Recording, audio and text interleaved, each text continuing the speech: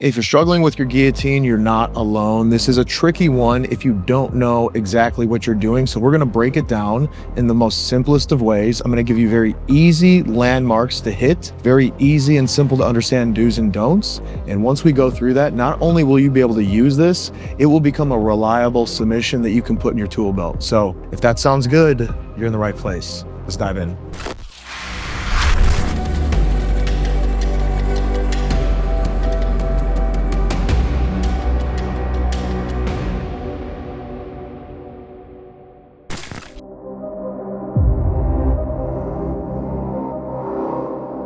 First off, we're going to break this down into three parts: the how, the setup, and then how to finish two variations of the guillotine choke. So getting into the how, one of the biggest mistakes I see people doing, and this can be anywhere from white belts all the way up to sometimes even purple belts, is that you can get to the position, you get it fully locked up, and then you're trying to stretch your opponent out. You're trying to pull their head off their shoulders. That's not how you finish a guillotine. If you're really strong, you might be able to pull it off, but it's a horrible use of energy. It's not effective. We're going to fix that. What I want you to understand is that no matter what guillotine you're doing, it has the same mechanics. And although we're only covering this from guard, you can hit the guillotine all over the place. It's a pretty cool submission and it's very, very versatile. But with that, the mechanics are all the same. All you're essentially doing is trapping your wrist between their jawline and their neck, and also folding their head down so that their chin touches their chest. This is what gives you the choking mechanics for the guillotine. It doesn't matter where you're hitting it from. This is what you need. You need a hand trapped in the neck. So with that one point, you're probably already going to improve your guillotines, but let's build on that. And I just want to take a second to give my sponsor, X Martial, a shout out. On the mats, you've got seconds to react, and sometimes even less. You train for hours to move with precision. Your gear should keep up.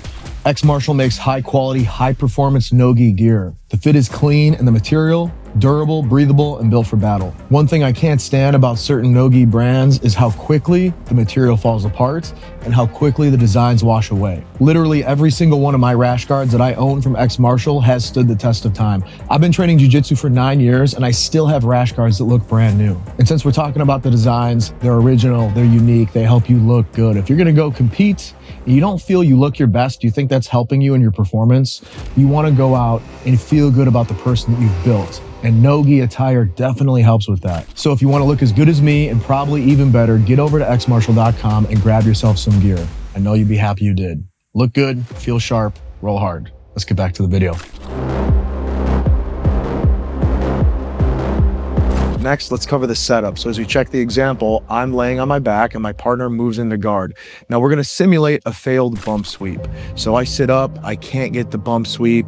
He's leaning forward. What I'm going to do is wrap my arm over his head so that my tricep is on the back of his head, as you can see here. I don't want him to be able to posture up with his head. So once his head is trapped, my arm wraps around and under his neck as I scoot my butt out. Now, the next thing I need to do is get my grip, and this can be confusing for people. So we're just going to talk about a quick knife grip.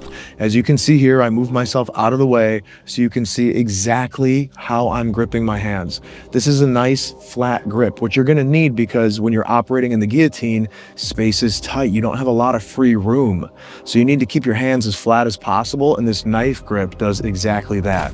Now we're covering two variations today. It's one where you entrap the head only, and then also you entrap the head and arm. So first off here, we're going to talk about head only. So as my right arm wraps under his neck, my left arm meets my right hand in the grip that I've shown you. Now from here, I keep nice positive control, nice positive pressure through my arms and into his neck. I'm not trying to choke him here. I'm just giving enough pressure so that he can't pull his head out. Now I lean backwards and throw up my guard, wrapping my legs around the small of his back. Now this is where most people mess up. They try to pull the head away from the body. That's not going to work most of the time. You want your techniques to work most of the time, if not as close to all the time as possible. Now, if you remember from the beginning of the video, I told you that we need to fold his head forward over my hand, trapping my hand in between his jaw and his neck. And there are two very effective ways to do this. The first variation, which is my favorite, is essentially performing a side crunch with your oblique and then also focusing on pushing his head towards your knees. In doing this, you're going to fold his head or his jawline over your hand, trapping it in his neck. And if you hold this, he will tap. Now, another element to the guillotine that's tricky is that it's hard to tell if it's on right. Unlike all the other chokes, whether it's a rear naked choke or north-south choke, you can feel when it's tight. You know that you have it. Sometimes in the guillotine, at least from my perspective, even when I was doing it right, when I first learned it, I didn't know that I had it because I couldn't feel it. I'll put it like this. If you have to hold a choke for longer than 10 to 15 seconds, you probably don't have it. And it's probably not worth wasting any more energy on it. You want to transition to something else. But if you hold this thing for 5 to 10 seconds, sometimes it could take that long for someone to tap. Usually not, but I've seen it happen. So once you're certain that you have the technique down and you're doing it correctly, don't wait for yourself to feel like you have it. It's not a feel choke. It's a technique choke. And your opponent will tap if you're doing it right. It's something that you have to trust. Now, another way to fold his head or jawline over your hand, trapping it in his neck, is to bring your knees to your chest. Essentially, what you're doing is you're crunching him together. And in crunching him, you're folding his head forward with your hand trapped. And lastly, just as a refresher, the whole time you're keeping nice, positive contact. You're putting nice, tight pressure from your grip into his neck. You're not trying to choke him by squeezing his neck. You're just keeping it nice and tight.